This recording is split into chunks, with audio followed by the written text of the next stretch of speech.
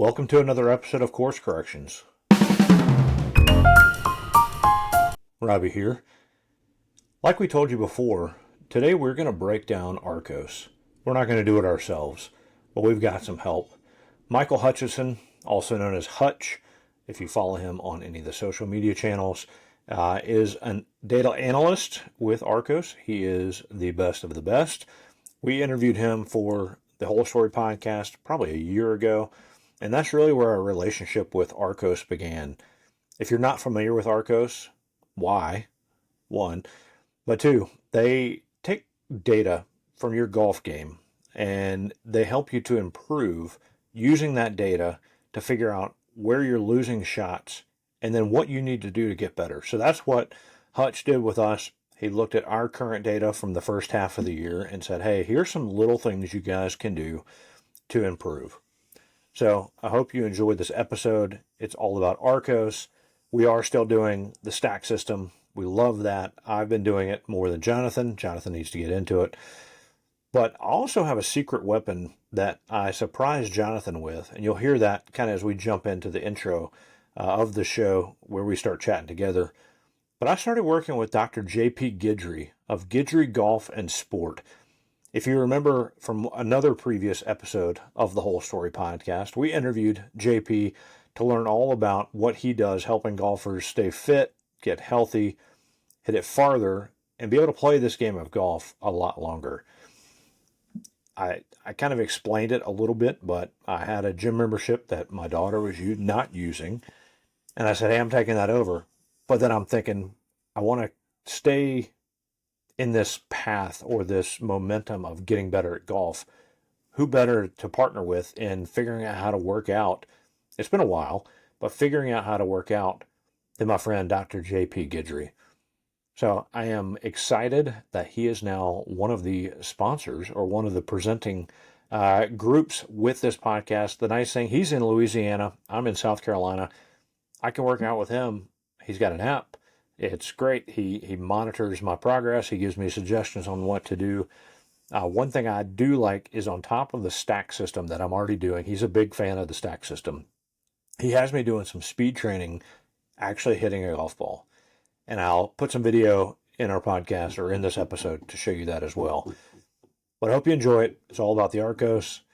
It's all about the stack system. It's all about Dr. J.P. Guidry with Guidry Golf and Sport. You'll enjoy this episode of Course Corrections. All right, Jonathan, today's focus on course corrections.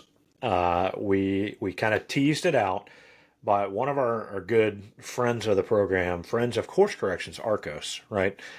They've been very good to us. When we kind of talked to them, we're like, hey, we're doing this thing, game improvement.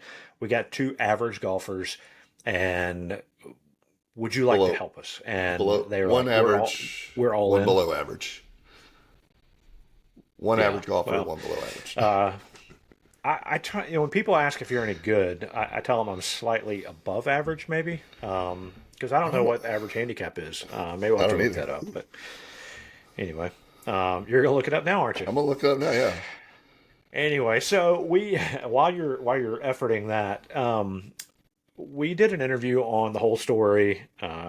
It's been 9-10 months ago now with Michael Hutchinson, Hutch, as many people would see on social media. With Arccos, we learned all about what he does with them, his story in golf, but we learned a whole lot more about Arccos. Tracking your shots, it tells you your game improvement stuff, and it just takes the data to a whole new level. So this is a really cool episode that I think a lot of people will enjoy. Have you found it yet? I have. So it says that the average handicap is 14.2. That sounds about right. But then it also says that the average golf score is 90 to 100. So that sounds like some vanity handicaps there. So yeah, Vanity Index podcast. Have you listened to that yet? Yeah. Chad Baum and God, what's his name? They do a great job. Really, really good. But anyway, so how has, I guess, using Arccos and the Stack, another great partner of ours, how has your practice been over the last course corrections, and where do you see your game trending right now? So I feel like it's going in the right direction. And the big part of that is, well, I don't know if I mentioned on the last one or if it's happened in between. I've joined a course. I was able to get onto Gordon Lakes, a military installation. They've got 3 9 holes. So I've been able to play more golf. I've been playing usually 9 holes at a time just because I really like that easiness of it. Hour and 15 minutes, hour and a half for 9. Um, but I also know that if I'm out there playing more, I can just practice while I'm out there. It's never busy. So even if I just want to take like 2 shots or, try to figure out, the other day I was out there trying to figure out something on a drive with a driver. And so I had like, I think 4 or 5 shots off the tee box because it's like, I'm out here with a buddy of mine. We're not in any hurry. No one else is around. So on a real golf course, by changing 1 or 2 things, what does it look like? Because sometimes out on the range, you hit a ball and it looks to go to spot A, and then you hit another ball and it felt like it went to spot A, but it really went to spot like Z. Like it's nowhere near. And so there's no way to actually tell, like, am I in a fairway? Am I not? On a real golf course, there's trees. Sometimes to like your slice doesn't, slice or hook doesn't really work. And so just consistently playing more, consistently thinking about it. You'll hear on this episode, the big thing for me is trying to figure out how to do a driver. If you've been paying attention, I went overseas and I just didn't take a driver. Now I've got a really cool driver head cover from Pinehurst, so I'm pretty excited about that. Actually, it's in the background there for Robby right now. Yeah. So I got to at least carry a driver in my bag. So it's just, for me, it's one of those, like, I know that eventually where I want to be from a golf perspective. So I feel like this is the next step for me is I've got to consistently hit a driver, how to hit it straight-ish, have realistic expectations in terms of knowing that even 5 handicaps and 3 handicaps, they're still spraying the ball every once in a while, and that's okay. Um, but the Arccos has been phenomenal. It has changed the way I think about practice. It's changed the way I think about hitting a shot on a course. And then for me, if you're terrible at losing your rangefinder, it's got it in your pocket, and you don't lose your phone very often. And so, like I've really honestly gone to almost that exclusively. I'm able to silence everything else, so it's not like I'm getting work text or emails or anything else. And in the middle of it, I can know exactly what's happening around me. Um, I can make a choice to ignore it, which I do sometimes because I'm feeling froggy. I'm like, well, this says I should hit my 5, but I'm actually just going to hit my 7. And then I'm 10 or 15 yards short, and I probably should hit my 5. Um, but those are all great things that I'm excited about where we are middle of the year for this particular deal and where we might be by December. So where's your handicap currently right now? 17.5. I'm Nice. down from my highest of 21. Okay. So my highest was 21. Um, and for the last, I want to say for like the last couple rounds and the last couple rounds of 9 holes, I have shot around. I've had at least 9 holes where I've shot under 45. Nice. So like I'm hitting, that 42 mark and stuff like that. And in the middle of it, realistically, not the golly, if I had made that putt here, I would have, shot a 39. I play fast. And so sometimes on the green, like I don't take a whole lot of time. Sometimes I don't even mark my ball or pick it up or do anything. I'll just walk up, kind of take a look at what's going on and then putt up there. Just because I'm out there for the exercise and the day and all that kind of stuff. Or it might have taken me 7 strokes to get there, so I don't want to slow up my playing partner. Um, but I realistically, like if I took just a smidge more time, all of a sudden you're starting to creep down towards that 40. Now, I haven't been able to put those two things together. It's not like I've shot an 80 at some point, but yeah, the handicap is definitely trending in the right direction, Yep. and I'm feeling good about it. Um, where are you on the stack system? Have you done that lately? No, I'm so lazy. I just have not pulled it back out. I haven't worked out or done anything, and now we're back in the football practice. So like I'm 4 or 5 hours throwing footballs to a bunch of kids for at least an hour of that. So I come home and like I'm an old man. Like I got a bath salts and ice for my feet and all kinds of stuff. So Getting in your sauna. yeah, Well, my challenge to you by the next time the course corrections thing rolls Oh, around next month, you got to get back on the stack, I man. gotta get back on the That stack. thing's awesome, and the other pieces of it, as I you'll need hear the with our wedge. Yeah, yeah, because you said you started using the wedge, right? yep, and it gamifies everything, so it Yeah, tells you, hey, hit 50 yard shots with your sand wedge or something like that. So yeah, it's got a points based system. It's really good practice on stuff like that. But the speed training is really cool. So, and as you'll hear in our conversation with Hutch, he is highly recommending the putting feature on the yep. stack system. So we need to do that. Well, that's awesome, man. My handicap, I'm at a 7.5. I think when we started the year, it was like an 8.9, Yep. and I think it got in the nines early in the year, but it's been pretty consistent, minus yeah, very dehydrated round on my last round. But I will say in looking at my handicap, that magical 71 from our time in Florida is about to drop off. Ooh, Yeah, see where so. it goes there. So I think Wha- that's the hard part. Like in your world, I'm trying to save 5 to 10 strokes in order to adjust my game, and you're looking at saving 2 to 5 strokes, right? Like to really begin that movement. So, like you start fine tuning. Where do you feel like the fine tuning needs to happen? Because, and I'd like to say this too, because it's not just that we want to get better at golf, but we also want to make sure we still enjoy the round of golf. So, where is it that you find you're the most frustrated that can also improve your game? Yeah. I think the thing that gets me the most not is trying to hurry my process or hurry my swing. Mm, We've talked about it, and I even think back to even my caddy John at the old course. He said you got to finish your backswing, yeah, and so it's getting to the top and not trying to hit the ball as fast as possible, but trust. I don't want to say trust the process, but like do your swing, and yeah, so when I hit bad shots, majority of the time it will be because I did not finish a backswing. Uh, like with wedges, especially, I I swung too fast. I did not turn my body, or I just picked my head up, like we'll talk with Hutch a little bit about. So those are my misses. That's where I get frustrated because they are dumb mistakes that cost multiple shots. yeah. We've got to So get you over to Jay because Jay talked about that. My golf instructor. He's like, his comment is that it's a transition. yeah, Let it be a transition as opposed to trying to go from A to B. yeah, Like get to A and then start moving towards B. And so, yeah, yeah. a little Well, quick you mentioned you have not been doing the stack. I have gotten back on the stack, notice.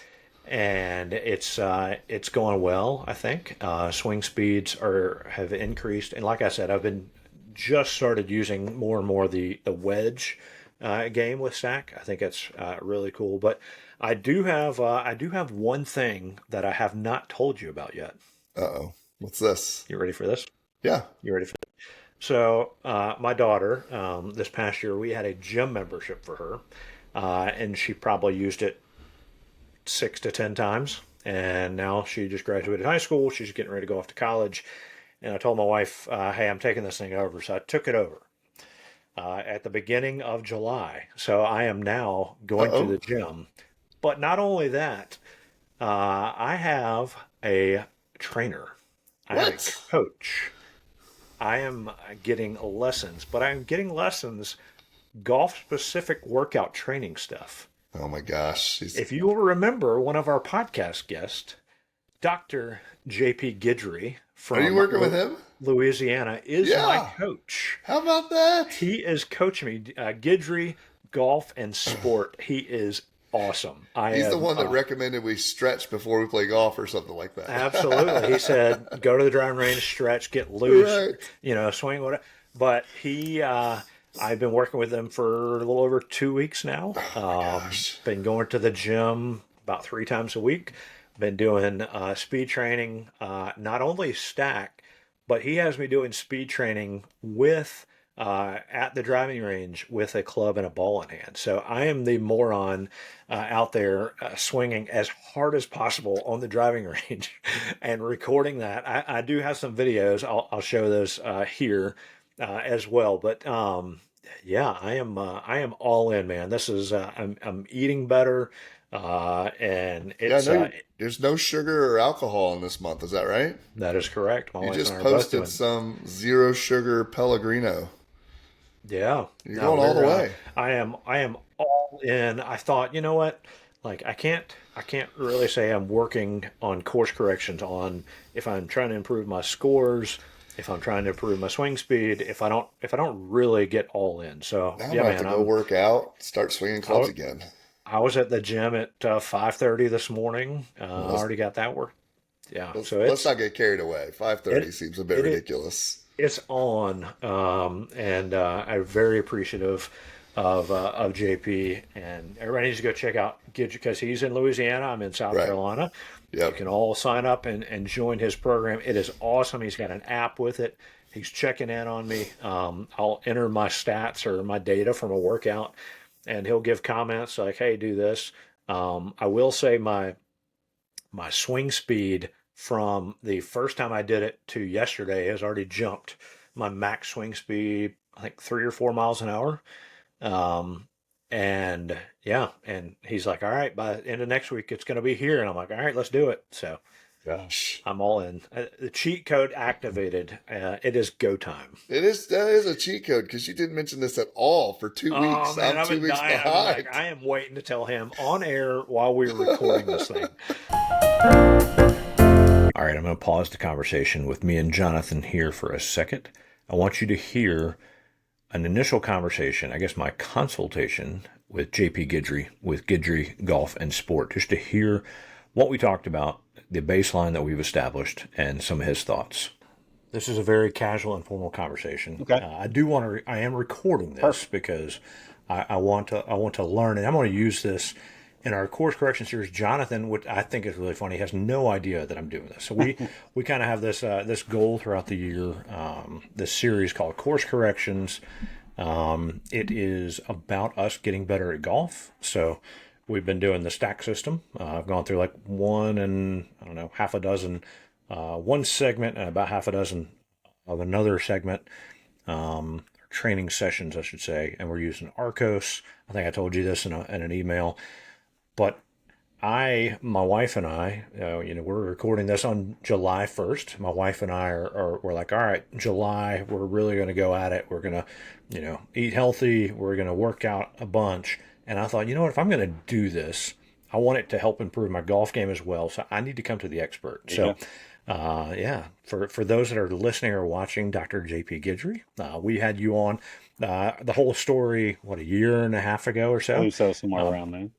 yeah, based out of Louisiana, unless you've upped and moved or something like Still that. And here.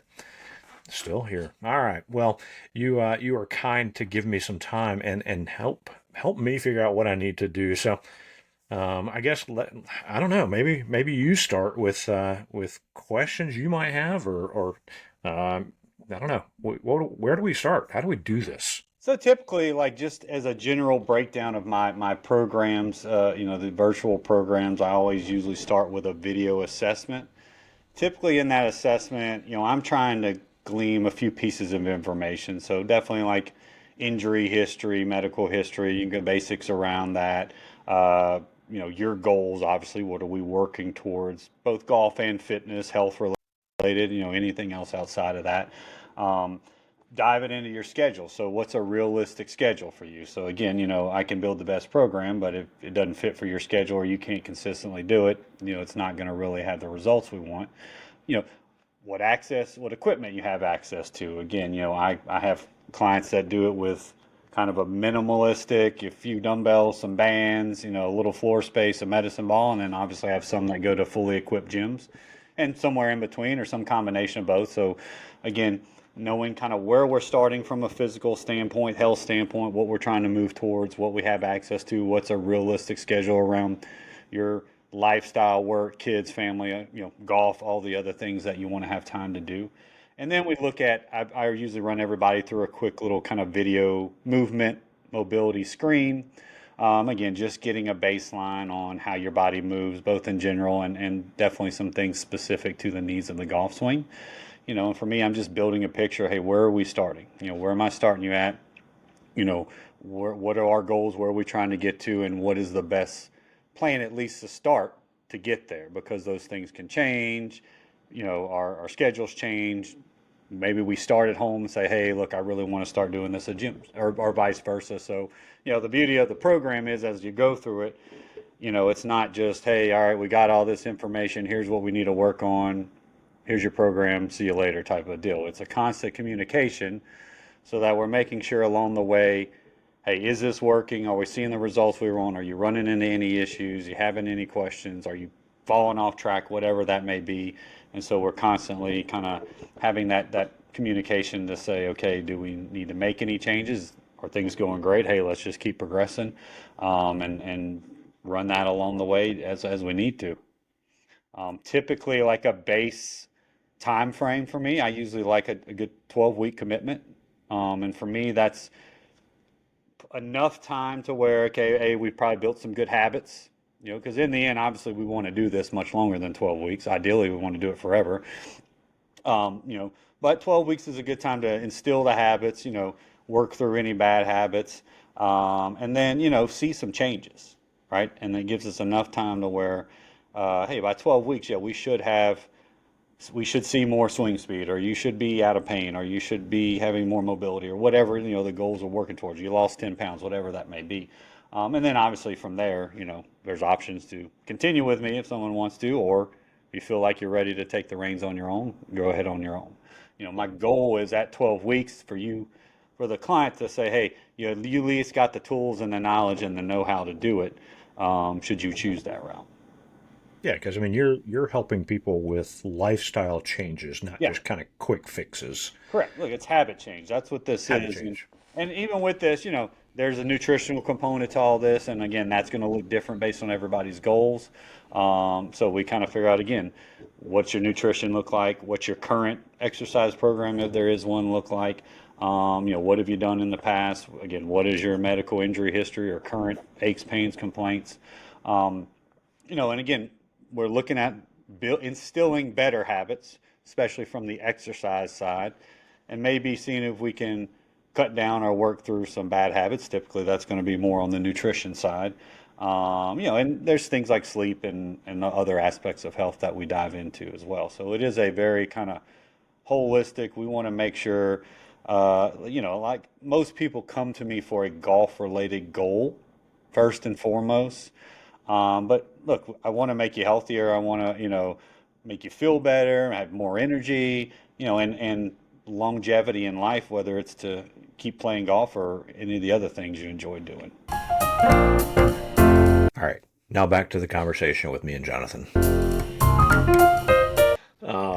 Yes, so cheat code activated. I haven't told you this, but Tiger Woods has a par 3 course, and now he's moved to Augusta, and we're playing golf every day. So I don't believe that. I believe that he has a course he's building. But oh man!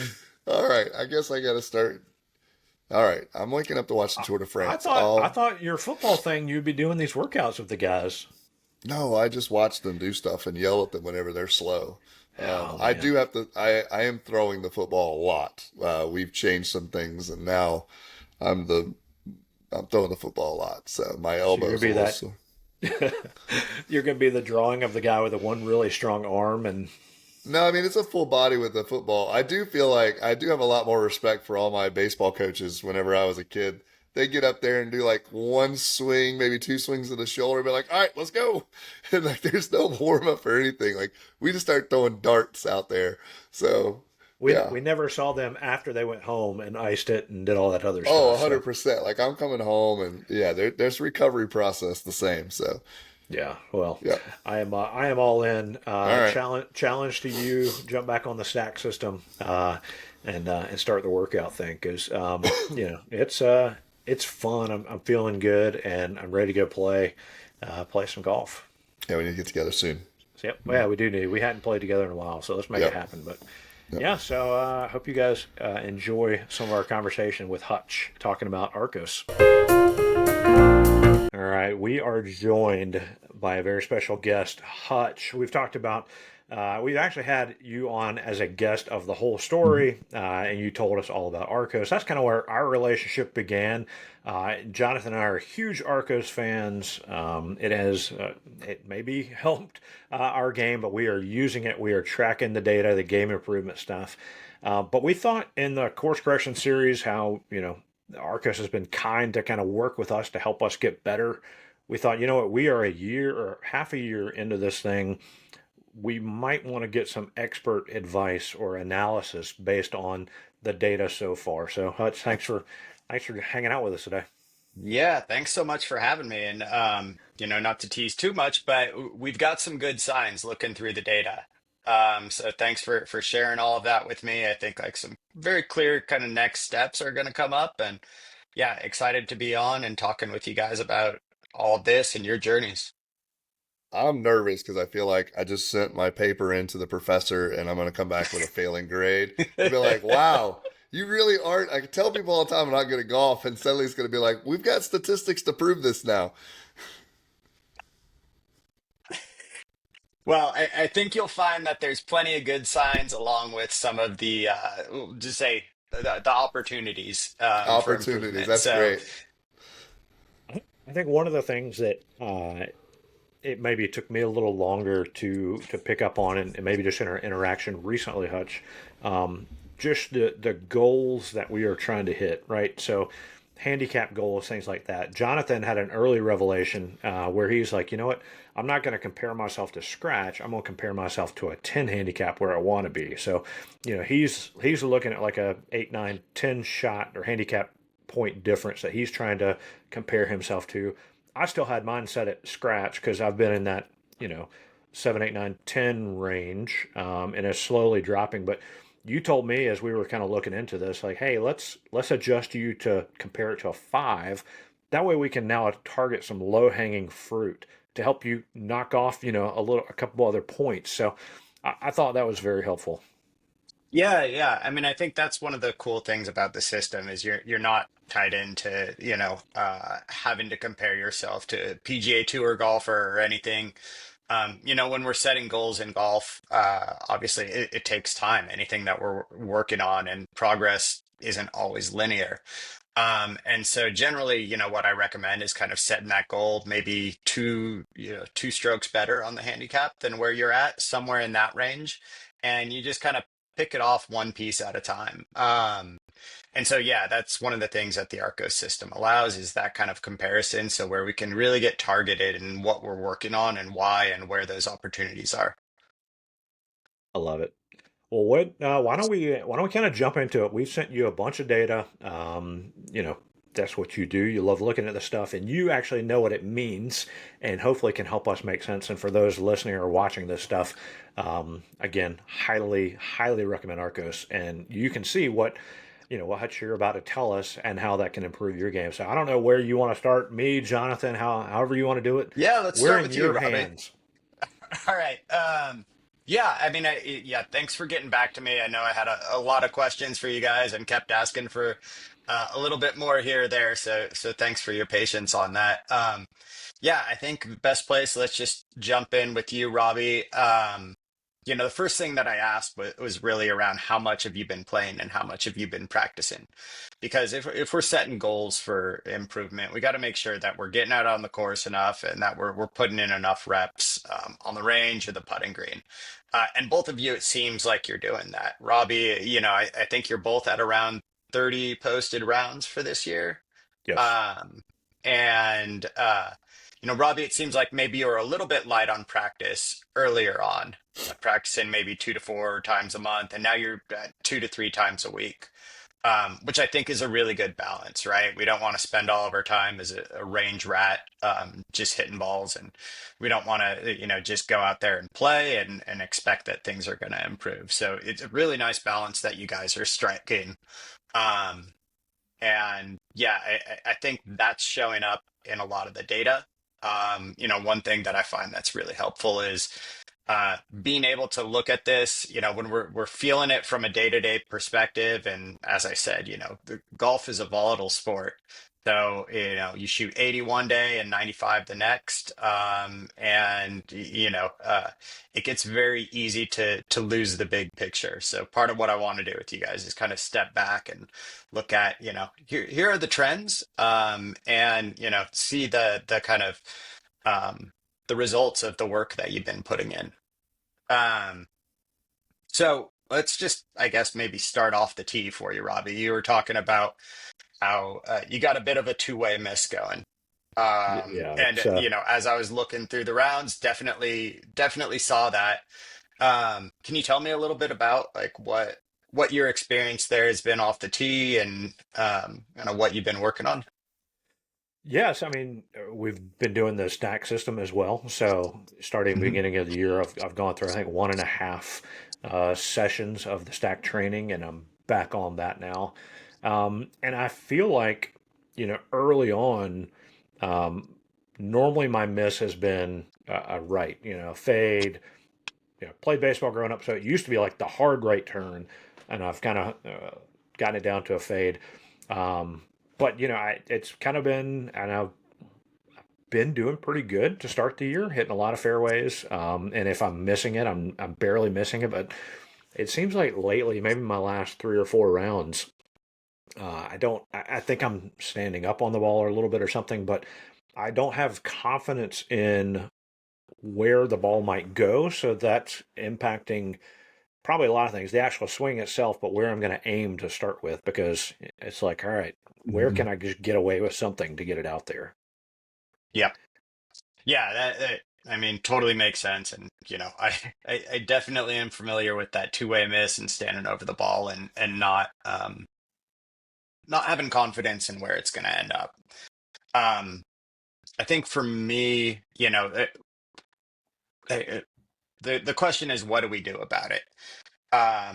And I think in your case, what I would like to see as additional data or things that you can pull is when you're doing your practice and on the driving range, setting up kind of a 60-yard target in your mind. And you can do that with Google Earth or some way of referencing what that is and trying to make sure that we're getting about 60% of our balls at your goal within that range. The benchmark, I did a little bit of looking before this um, for your handicap and the distance that you hit it is around 30% of, what we would call good drives or, avoid or sorry, 60% we want kind of within that range. 70% would be great.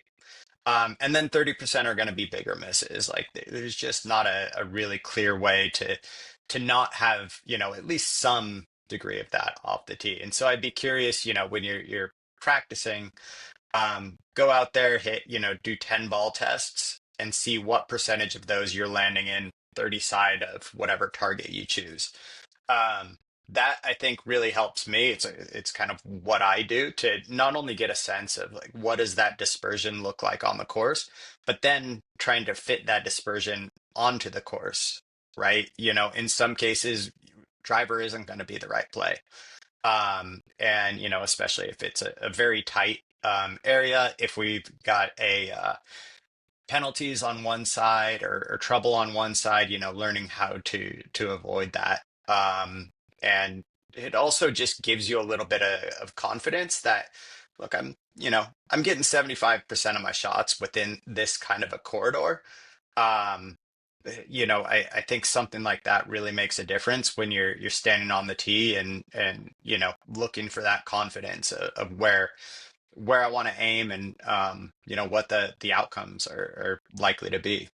Yeah, I think I used to on the driving range. I've just started doing this, but I used to like, all right, there's the flag, aim at that, and if you Mhm. weren't, kind of right close to the flag, you'd mentally count it as a failure. And so I've tried to, all right, I've got this flag here, and I've got this one kind of farther out in the distance, but like you said, I want to see it, try to land within those two, and yeah, I think that's great advice. I guess the actual skill piece of that is how am I going to get it to there, right? Sure. Yeah.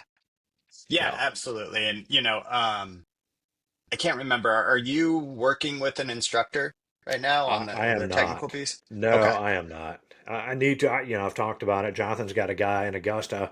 It's an hour away from me, but and then I've talked with a few others about maybe do it. I've never really had golf lessons. It's kind of been all Okay. self taught. Well, the funny thing is, my wife, when we got married almost 22 years ago now, for our wedding, gave me golf lessons at a local place, and I never turned those in or used it. So I might see if they'll still take it. Yeah, no, I mean, I think, it's always good to have somebody from the outside looking in and, so, over time, somebody that also knows your swing. Um, Now with like online lessons, I work with Jason Nickel, who you Hmm. guys may know, great coach. I've worked with Adam Young as well, all remotely. And I think for me, being able to just take a video, say, here's what the miss is that I'm experiencing, and what are you seeing in this swing is just a really helpful way. It doesn't have to be super involved or really expensive. A lot of them have, good kind of either pay as you go type plans or subscription pricing.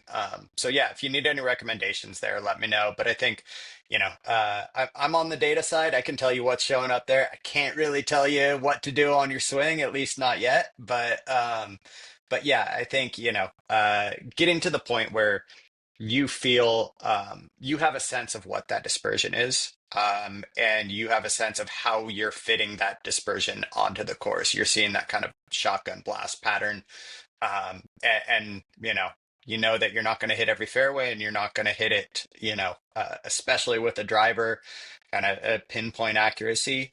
It's trying to manage those misses and avoid the big misses. And as I was kind of looking through your rounds, the large scores seem to start off with getting out of position and then having difficulty getting back in position.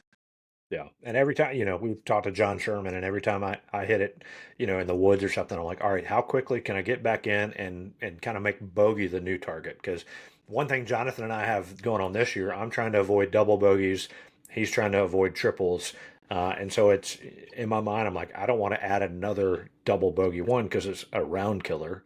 It takes two birdies to make up that one hole, and then yeah, so just trying to avoid it at all cost. Yeah, that's exactly right. I think the goal, at any handicap level is managing the big scores. Birdies are great. They just don't come all that frequently, even to the best players. And so the best way to bring your handicap down is by decreasing the number of, doubles, triples, and knowing that in some cases a bogey's going to be a really good score and accepting that and not trying to force anything. Yeah. Well, I mean, that's something I learned through the Arccos thing. It's like, you finish up and it's like, all right, you had one birdie today. And when I was comparing myself to the scratch golfer, it was like, if you were to be at scratch, maybe you needed like two birdies. Yep, So exactly. it's not that many. So, very good insight there. Cool. Yeah, and I think, moving to approach game, obviously your approach is going to be influenced by, how you're driving it. And so, your greens in regulation right now are at 41%. The benchmark there is 46%. So we're just a little bit shy of that. Um, Obviously, as you get better, if you can, become somebody that's hitting 10, 11, 12 greens around, that's amazing. So one stat that I think would be really helpful to track for you along with what you're doing right now is what's difficult to parse right now is when you're missing those greens, is that because you're out of position off the tee? And you just kind of had to get something up there, or is it because you're hitting bad approach shots? Um, you're short 40% of the time when you miss a green, which is quite a bit higher. I think like 4 or 5 times higher than the percentage that you're long. And so what I would want to look at there is, are you underclubbing? Are those due to bad strike? Or is it just an off the tee issue and you didn't realistically have a shot at getting out on the green? Probably all the above. It's going to be a mixed bag. Yeah. Yeah. Now, depending on the hole, and Um, that's where that's where I really again appreciate the Arccos and the data it provides. We were talking about this earlier. Looking at your phone, even though I've got the Link Pro, I think that thing's great. But looking at your phone and seeing kind of the realistic or like the actual kind of distances that front back adjusted based on wind and stuff like that, and I think it's more. I probably need to, again, playing smarter is a big key of the game, and using all this data helps. But playing smarter, that if it's a front pin, all right, pick the middle number. Don't even worry Yep. about the front number. Exactly. Put the rangefinder up because it's only telling you what it is. Because how many times out of 10 am I hitting the perfect distance shot for that, what it's calling for? So play for the miss, and try to miss a little less, right? Yeah, yeah. So, I mean, what I would, really look at there in terms of your stats are look at that long percentage. It's okay to be long on occasion. We kind of want to center our dispersion around that flag. And you're exactly right. A front pin, we're probably wanting to take a few extra yards there. So if you're between clubs in general, maybe take the longer club there. Um, and same kind of deal with the back pin. Middle of the green is never a bad place to be. Yeah, I did in a recent round. I was playing with my daughter, and man, the first hole I have a good number, and I'm like, all right, I'm gonna hit this thing, and I don't know if I just caught it flush or what, but it was a back pin, and I didn't adjust for if I happened to hit it well enough, and I flushed it, carried it over like I should have been, and I'm sitting there thinking after it's like, you know what? Go for the middle number, or Yeah. or just under what it was supposed to be. So again, mental lapse, right? Yeah, yeah, and I mean that's a great point too, because I would imagine that the shot that you had after that was a difficult one because now you've short-sighted yourself, you have less green to work with, and so not only are you chipping as opposed to putting, which the average score there is always going to be quite a bit higher. Yeah. Um, And the I had two difficulty of that chips. chip, Yeah, yeah, two chips. Yep. yeah, let's actually talk about a short game Oh no. there. Well, I said I've got some good news here, and this is one of them. It may not feel that way, but over your last 10 rounds, you're still losing 1.5 strokes per round on the short game, but that's down from 2.6 that you were losing. So you've improved already over a stroke there, just on average. When the 2 rounds of yours that I did a deep dive into, I did see a couple of two chips. One I think they were both 60-degree wedges. Looked like maybe you were in a position like that where you hit it a bit long and maybe tried to get a bit cute with the chip and flubbed it. I don't know. I can only see the outcome there, but yeah, let me know if that tracks for you. Yeah, that's probably right. And I even going back to the basics, and I think I mentioned this in maybe one of our email exchanges, but back to the basics of like staying down, like keeping the head down, because Hmm. you're I don't know, maybe it's just the competitive side or what, but like I feel like I want to hurry it up, and then I also Yeah. want to see where this perfect chip's about to go. And so I thin or chunk it, and then I'm back to doing it again. So I just need Yeah, to, I the need to the take medicine and like, all right, how do I get this ball on the green and figure out how to putt? Because I don't know, you looked at the stats, my putting I think is actually pretty good.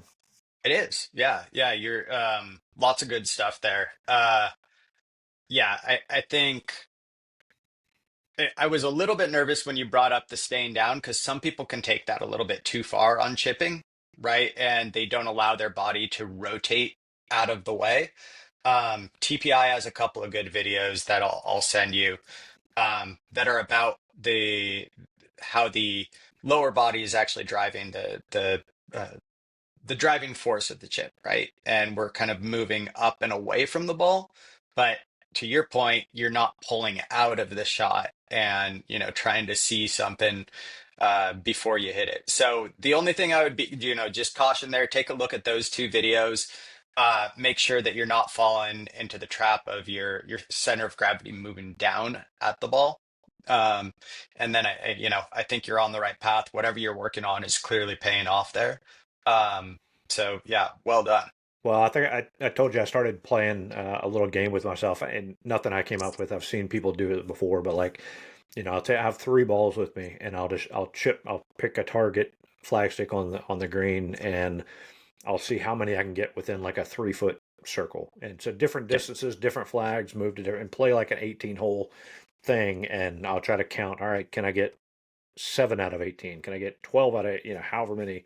And it's given me something to figure out with this club in this lie, wherever I put it to this pin, whatever it's going to break, like where do I need to land it and practice that, picking a small target to land it in the right Yeah, spot to where it'll end up close. And I don't know. I think it's helping a little bit. We'll see. totally. I do the same thing at home. I'm kind of a spot chipper like that too, where I'm picking out my target and um, you know, seeing how close I'm landing it to that, and either putting them out or something like you're doing with a 3 foot circle or an 8 foot circle if it's a really difficult chip. And just trying to nudge things in the right direction there. Obviously, big thing is just making sure that at the very least you're getting it on. You're leaving yourself one kind of a putt. Yeah. If I am by myself on the big grip practice screen, I will do the putter as well and kind of count a total score, Mhm. and hopefully it's only one putt, but it Yeah, really forces you if you end up 15, 20 feet away that you have to really concentrate, or you don't want a totally. two putt. Yeah. Yeah, yeah. Um, and then I was going to ask on that. Yeah. So you got the on course practice. Um, I if you're, one thing I'll do is I work from home, so I am able to get a little bit of practice in my office. And sometimes I'll set up like a little divot board, and just some foam balls, and just kind of work on, where that low point where that club is entering, relative to the ball, right? If I'm seeing on the divot board that I'm hitting consistently behind it, that's probably something that's going to show up for me. So just kind of ways that we can, without having to go out to the course or anything like that, get a few more reps in and get that kind of feedback, that's difficult to get when we're hitting off of mats or things like that at the range. Yeah. I've seen those divot boards. Might need to send It's one of one of those. my favorite training aids. I mean, I like a lot of. I'm a big training aid person.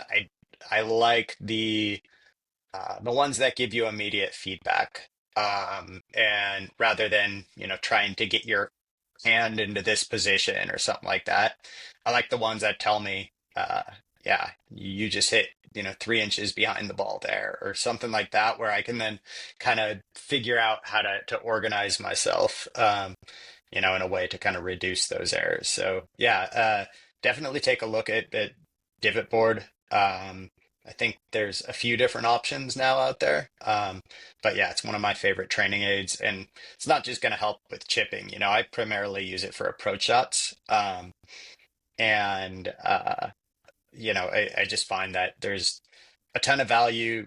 You can never get too good at hitting, ball turf contact. Yeah. Figuring out that low point like you were talking about. Yeah, exactly. All right. Good stuff. Um, Nice shirt, by the way. cool. Just saw the logo flash up there. Oh yeah. Um, yeah, I guess last thing is putting. So as you said, it seems like you're a pretty good putter. The area of opportunity that stood out is that 3 to 10 foot range. So it looks like you're losing about 2 strokes around to 5 index from that range. Um, and typically the 3 to 10 foot range were um, well, at least 3 to 5 feet is primarily your start line, um, right? It's not starting it at the right point. Speed is obviously involved, especially once we get, into breaking points or breaking putts and having to start it outside of the hole or, in the cup or, whatever that line is. But again, going back to different like training aids and things like that, that might be able to help. I think any kind of gate drill there, where you're, either you setting up tees or there's a good training aid that I have called the putting thing, that has like a little gate, and I've got all sorts of these little gadgets to help. But that's one thing I would maybe look at. But yeah, I mean, when you're missing those putts, what is the tendency, if you know it? Um, it probably is just the read. Mm. Yeah, Hmm. I mean, I feel like I'm a decent green reader. But yeah, just thinking more about it now, it probably is the starting point. Like I mean, I'm reading correctly, just either giving it a little too much or not enough. Hmm. And so you're just, you know, maybe hitting a decent stroke, just not getting it in the right spot. Yeah, since you guys are stack users too, I don't know if you've done any of the stack putting I work. haven't yet. I've been doing their some of their stack wedging, but I love the haven't tried stack the wedging, putting. but yeah, stack putting I think is fantastic. It gives you different kind of breaking putts. So it's not only teaching you how to read the green, because it'll ask for hit an 8 foot uphill right to left putt. Um, it'll give you back, all of the data as you're kind of tracking it. And you can see your tendencies. Hey, on right to left putts, I tend to underread it, miss on the low side of the hole, things like that. And it'll kind of create a randomized game for you, that, to me is really valuable, and, I think has been um, a lot of fun to, rather than just going onto the putting green and kind of mindlessly hitting putts. I've got a game that I'm playing. And that kind of also transfers to the pressure that you feel in a round. So yeah, I think, basically, with your goal being a five handicap, we've got a few different ways that we can get there just over what we've gone over here, trying to decrease those big misses off the tee, uh, getting, continuing to kind of nudge that short game in the right direction. Um, and then, yeah, those kind of 3 to 10 foot putt ranges, I think you'll be there, and, quicker, a lot quicker than you expect if you kind of make that your focus in practice. I love it. But And let me. any questions? Yeah, go ahead. I was going to ask on the putting piece. So I've Yeah. started. I always, I always try to line up my putts, and I think I read or saw somebody say something about your longer putts, maybe not. So I feel like maybe in that 10 foot and under range, I am still using the line, The line on the but ball. but I'm not on the longer ones, and I feel like it Hmm. maybe is a little more freeing in my Hmm. distance control. What are your thoughts on lining it up or not? Yeah, great question. I've done both. I've gone, to where I've had very precise lines and angles on the ball and all that kind of stuff, and I've gone to where I just, only want to see the wide of the ball. Right now, I'm using the Titleist logo on the ball to kind of set it up, and that has a little bit of an angle to it. And The I actual think the writing thing, or the the line? writing of Titleist, Okay, yeah, yeah. Um, so that gives you kind of like a bit of an angle, and I find that a bit more freeing, to your point about, uh, when if you set up for a very particular line, and let's say it's this 5 to 10 foot range, and you've got to play the ball outside of the hole, that can force you into a speed that you don't really feel comfortable with when you stand up over the ball. At least that's when I feel it. And you get over the ball and you're kind of committed to this line, but you're also just not feeling that speed. That's where I struggle. And so for me, having that Titleist logo writing on it, and a bit more of an angle so that I can see, look, it's somewhere in this range, that I'm trying to hit it, and then I'm kind of paying attention to the speed, and I'm just kind of feeling the putt there. But yeah, I've um, some people putt really well, no line at all. Some people, exclusively use one. Um, I find it kind of depends on the putt and the situation and just kind of how I'm feeling at that point in time and how I've been putting.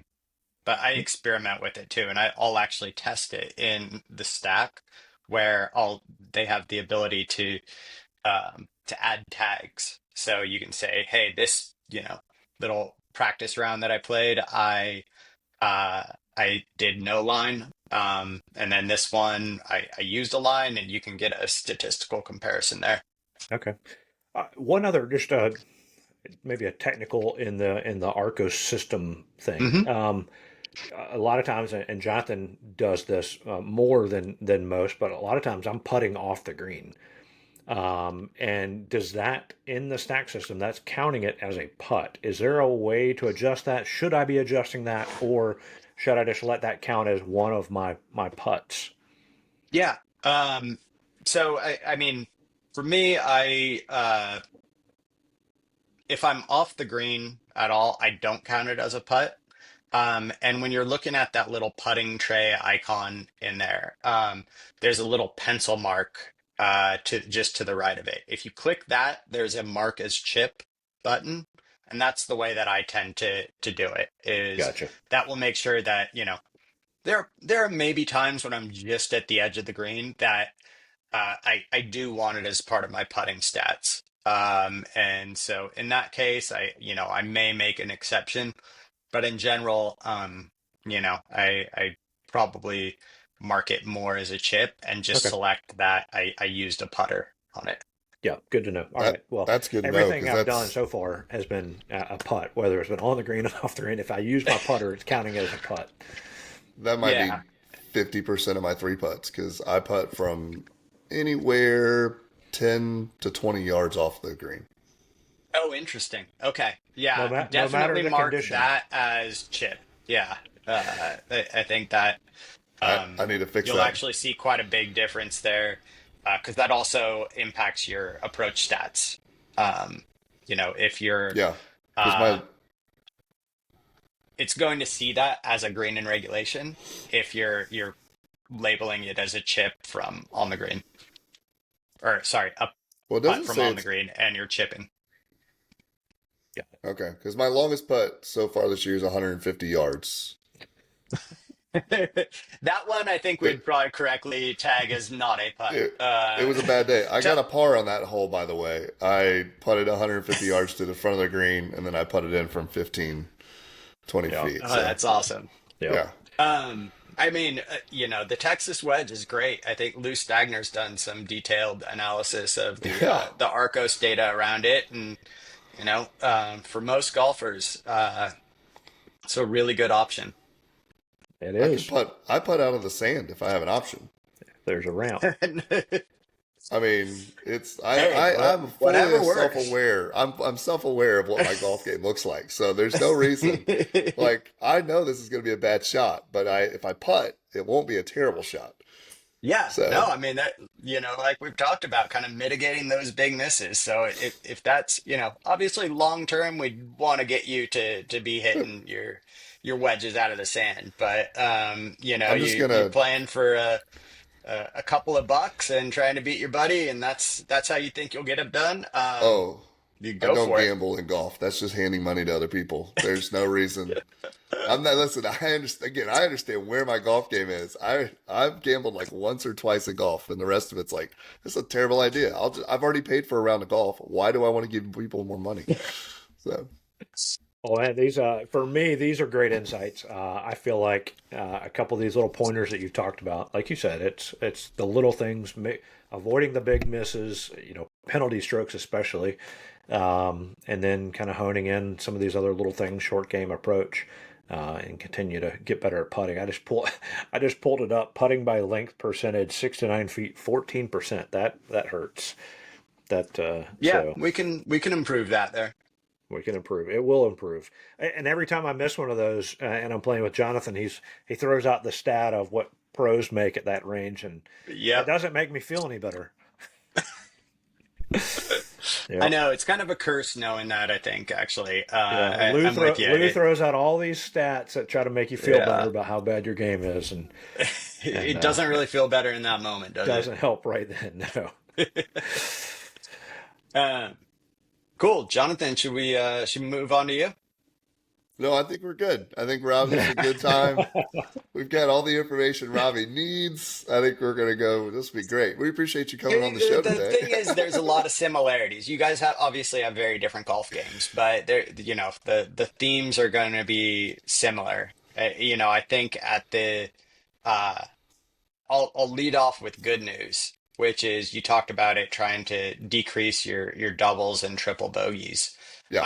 So I calculated your rate of making double or triple bogeys, like or Q1 and Q2, and now we're in Q3 of this year. So you started the year at 45% of your holes were double or worse. Sounds about right. Uh, Q2, you were down to 36%.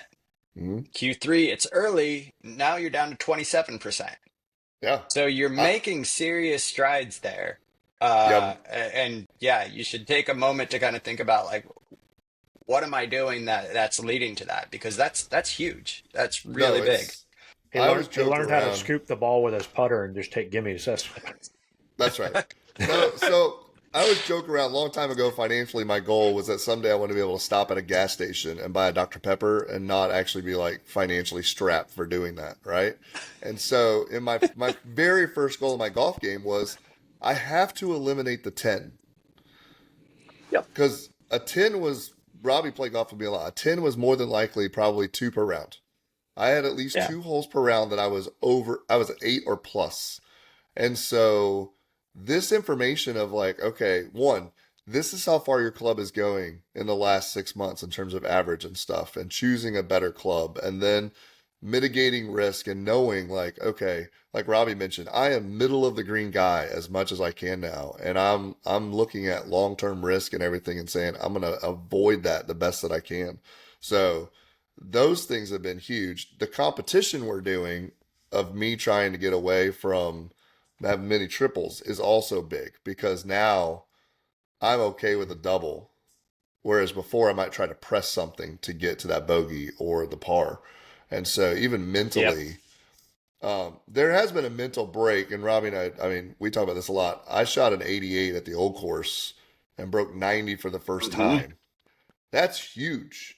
Like all of a Wow. sudden, I go out and I'll play a nine, nine at a time, and I'm like, I shot a 42. Like, well, if I had paid attention on the last three holes whenever I was putting to actually care, as opposed to just hanging out with a buddy, that would have been a 40 or a 38 or a 39 or something like that. So getting rid of the tens was huge for me. Now I'm really focusing on let's get rid of triples, and that goes a long way, obviously. Oh, yeah. I mean, most of the over par score can be attributed to those holes. Yeah.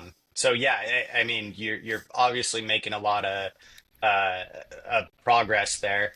I think obviously there's still some room for, improvement, but Oh yeah. I think it's, good to recognize that things are moving in the right direction. And at a pace that I think, you should be very happy with. Obviously, we want I'm it all ecstatic. immediately, but No, yeah, continuing on these trends is great. Um, but let's talk about the opportunities there. Yeah, you talked about the driving. old course. You sent a video, and you're hitting 4 iron there. Yeah, And I as didn't I even go bring a through your driver. round, what's that? You didn't even bring a driver? No, I literally, I've had, what is it, like two lessons now on driver, Robbie? Something like that. I put the driver away like for a long time. And I'm starting. The last round I just went out on, I used it more. So my issue is, I mean, literally, we were at Pinehurst on number two playing with these like plus fives and a plus three, and then the buddy that's with me. And they were putting over under bets on a driver if it was slicing more than 70 yards. And I hit the over every single time. So I was like, but then the other day I just had this realization. I've never tried to hit a draw. I don't know what that means, right? And so Hmm. I looked up a quick little YouTube video on how to hit a draw. And then I went out with a buddy of mine who's a pretty good golfer. He's like a two handicap or so. And I'm like, hey, I'm going to try to hit a draw. every single time I go out here. And so like I'm like weirdly angled and the ball's close. He's like, try to get your hands to your hip. And all of a sudden I'm hitting the ball straighter than I've ever hit before. And so I haven't gone back out since, but like I look at the driver knowing if I can get that extra, because if I hit the driver well, like, that extra 30 yards is the difference between a Hmm. 7 iron and a 9 iron for me. Like Exactly. it's massive difference in approach. Um, I just also know the reason I use my iron more often than not is because I also know I think I'm losing like 3 strokes per round on like just penalty shots. Hmm. And so I'm like, okay, well, if Yeah. I just don't have a bad penalty, I what does that do to my round? What does that do to my mentality of I lost another ball in the woods Yep. type stuff? So yeah, Yeah. And I think all of that makes a lot of sense. I think what I would see is kind of the only way out is through with the driver, right, and we got to get you hitting the driver and comfortable enough with it. yeah, Because yeah, you're right. You're leaving a lot of yardage on the table. I think you're about 30 yards below where we would expect your benchmark, and you have an athletic swing with, and you've got some speed. So not only do we want you at that benchmark, we want you exceeding it. When you have an area that's potentially a superpower. And so I was listening to your guys' last podcast where I think it was superpower, I'm gonna have a exactly. superpower. Superpower. And I think it was Aaron or Eric that was talking to you about uh, getting the club face closed there. Yeah, Because you're right. When I do look at the dispersion, it's you all as a left. left-hander, it's missing a lot left. And I think what you're talking about with learning how to hit a draw Yeah, makes a lot of sense to me. right. It's kind of in the realm of what John Sherman, who you guys were talking about, calls that fighting fire with fire. Um, where, if you're hitting a big slice, let's learn how to hit a big hook and let's get those feels. Um, I think some basic, good place to start, and maybe you already know this, or just ball flight law things. Why is it missing that side, the way that it is? Obviously, club face open, but are you also um, significantly out to in on your path? And I heard you talking before about uh, in order to get to the club face closed, you felt like you needed to move the ball more forward in your stance. Is that I that right? I forced it. So I just started taking Okay. lessons too. So I'm like 6 lessons Yeah. in, and the first 4 or 5 were all irons, like just completely redoing a shot, like learning how to hit a golf ball, Hmm. period. And then Yep. we've done a couple, but a lot of the stuff with the driver has been super slow, like just painfully and sore, so sore the next day, like painfully sore, slow motions Yep. of like, just like this is the motion. And so, yeah, the draw thing for me was that those comments of your club face got to get closed. What if you did? And my golf instructors mentioned this. I've hit, every once in a while I hit this ball that just goes way to the right. And he's like, that's great. I'm like, what do you Yeah. mean that's great? He goes, well, you don't do that ever. So the fact that you're closing it off and I'm putting the ball back in proper position, like that's changed a lot. But like even my Yeah. last round, I averaged 222. My longest drive was 280. And so Yeah. like I'm committed to trying to get the driver because of the fact that I can hit the ball a decent way if I'm playing from the whites, but a lot of times Robbie and I will play. We're amiable people. So if I'm playing with somebody and they're like, "Hey, I want to play from the back tees," I'm like, "Okay, I'll play from the back tees." Like I don't care what my score is. Yeah. I'll be fine. I can hit the ball a decent distance, and so I keep thinking I'd love to be able to get. And Robbie and I've talked about it, like a goal for me is like 250 ish on a drive, Hmm. which should be a, Hmm. a fairly easy swing if I can get it going straight. Well, Um, given what your 4 iron distance is, that's very achievable. Right. And so like I figure if I can go 250-ish out there and that turns into a really nice day of golf. Yeah. Like it's an It's a different enjoyable game when day. you're yeah, not having to hit long irons or hybrids or Right. whatever, Yeah. into the green. I mean, I would say look, like, some people have a driving iron that they absolutely just love, and that, Oh, it's fun. you know, yeah, no, it's great. And I think a lot of golfers get a bit of a false sense of security with taking less than driver off the tee. Now, in your That's true case, too. like, there's obviously real scar tissue around those slices and, think that kind of ball flight that you're battling. So I get that, it's a uphill climb there.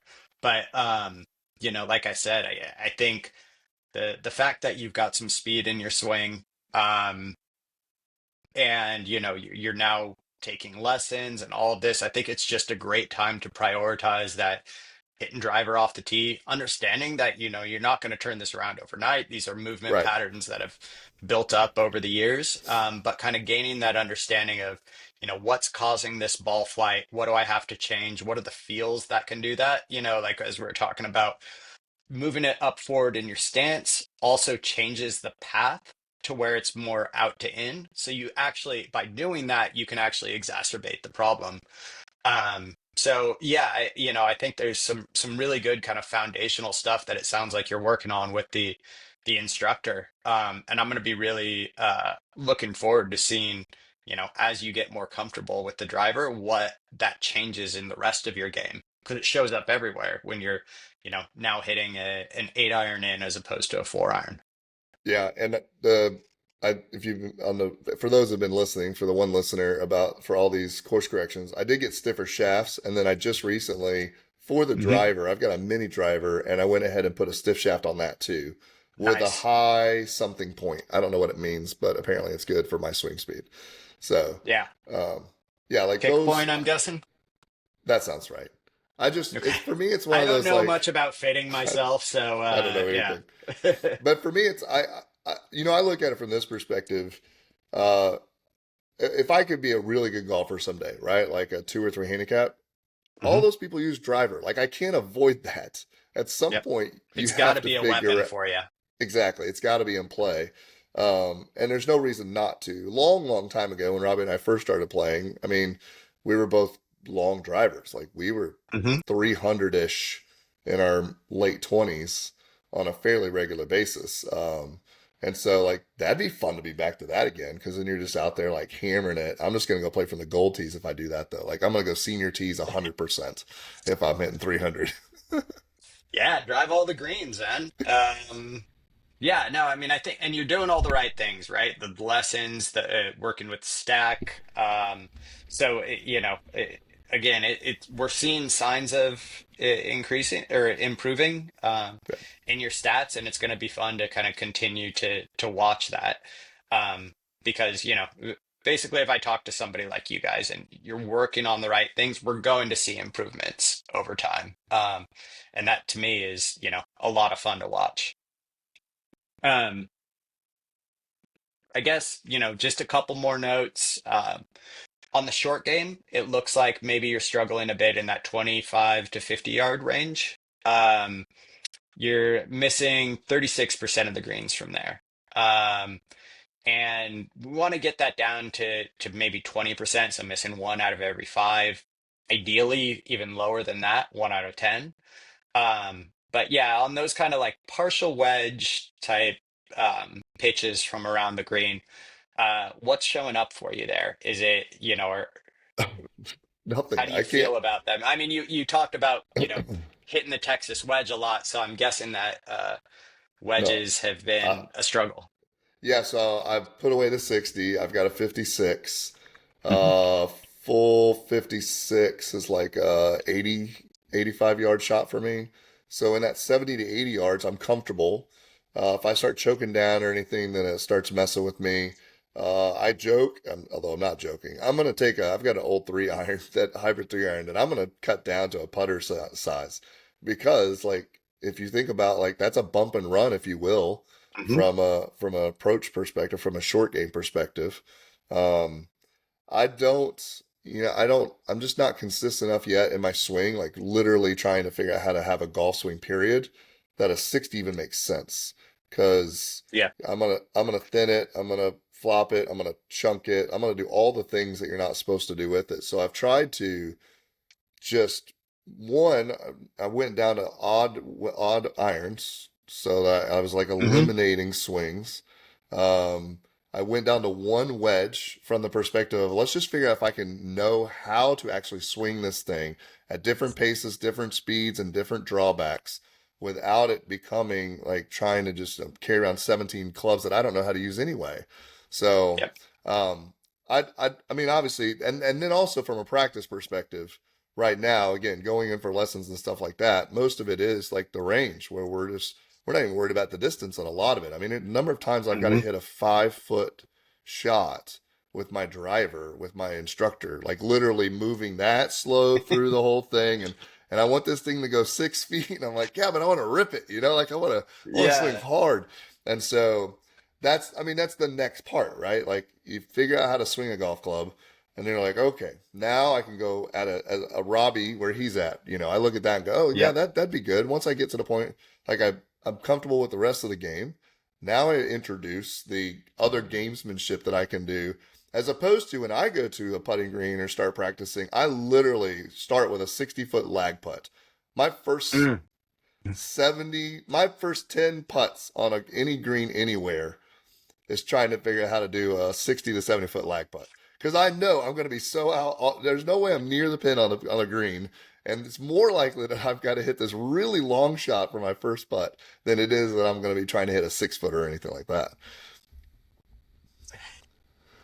Well, yeah, I mean, uh, I think, yeah, whatever's going to get you comfortable around there. I like the idea of, just hitting one wedge and getting to where you feel that how to launch that at different trajectories and, things like that where you get kind of versatile. I primarily use one wedge around the green, and I'm just changing the loft on it and things like that. Uh, and so I like the idea of simplifying things a lot. I think, what it sounds like is, it does sound like low point control issues a lot, just not consistently kind of Yeah. hitting that ball turf.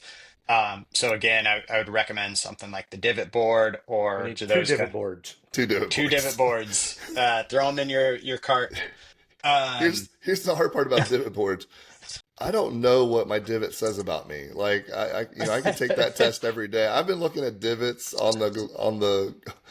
Someone said you can look at your divot, you know exactly what happened and why it did. I'm like, I look at my divot and think, yeah, there's a hole in the grass that I created, but I don't know why it's there.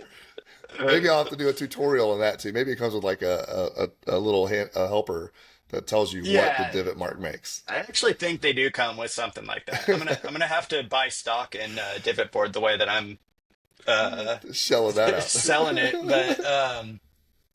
but yeah, no, I mean I think very common issues that you're talking about. Obviously, you don't feel very comfortable with the 60 degree. Without seeing your kind of chipping technique, it's a little bit tough for me to say what could be going on there. But I think just getting a lot of reps and getting that clear feedback on where are you hitting the ground relative to the ball Yeah.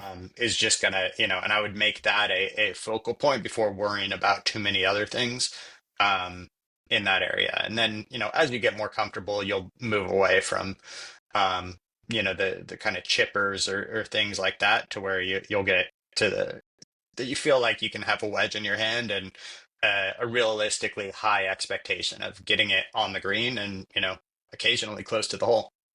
Yeah, I have high expectations. It just doesn't come to fruition. I'm always birdie. I'll tell you what though, this is something different too. So I mentioned at Pinehurst we played with a +5 and a +3, right? They were juniors, 16, 17-year olds. Like Oh, wow. they were monsters. They were there practicing for the North South. One of them was playing the amateur, one was playing in the juniors.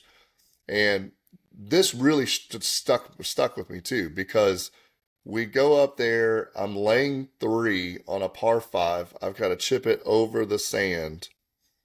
And in my head, I'm thinking, I bet I can make bogey from here. And William comes up, the +3, and he goes, hey, that's your eagle chip. I was like, wait a minute, that is an eagle chip. Like, as a 17, 18 handicap, I'm sitting here thinking, I hope I don't fly this over the green. I hope I don't put this in the sand. like all the things that are mentally going on in my head.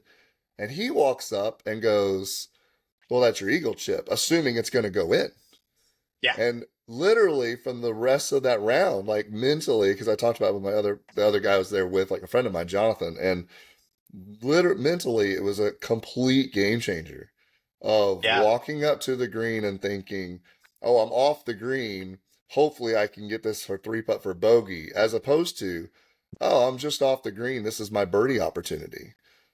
Yeah. Like all the different factors of that. So I think that's a huge. I mean, for anyone listening out, you're trying to get better at golf and you're a bad handicap, it is between your ears in a lot of cases where like it's just literally going, wait a minute, this is what can happen and does happen for other people. It can also happen for me. Um, I think I scored a 7 on that hole. No, I don't remember what I shot, but so, something. No, that Uh, mindset, I mean, that's a great point. That kind of a mindset shift can really make a difference. Especially, we don't, our brains don't do well with don't hit it right, don't do right. this, or things that you're fearful of. And so switching it more to what you want to do makes a huge difference. And I'll notice that come up in my game a lot. If I'm playing tournaments or something like that, I have a tendency to get into that avoidance type mindset rather than just kind of letting it flow and accept the outcomes. So I think, yeah, you kind of tapping into something there that obviously speaks to me and I think is like very much kind of as you get better at this, how things should, naturally progress, but you can obviously nudge it in that direction by making an intentional effort to shift the mindset there. Yeah. I love it. So what are maybe one or two things in Jonathan's game? You talked about the driver. You talked about kind of the short game, working on that 30 to 50 yard, kind of dialing in the different flights and distance control kind of things with different wedges, or honing it in with one wedge. Any other little pointers that you might have for him? Because I mean, he's like you hmm said, he's at like the 17, 18 right now. A goal of 10 for the year, which I think he can get there. Um, Yeah. and so, any other last thoughts for him based on the data that you've seen? Yeah, I mean, I think, it's the getting to where we're comfortable hitting driver off the tee. Even if that means taking a step back initially. Like I just think, long term, knowing where you kind of want to take your game, you're gonna want that to be a weapon in your arsenal. Um, I think, the low point seems, pretty big here. Maybe quite a few thin shots or fat shots.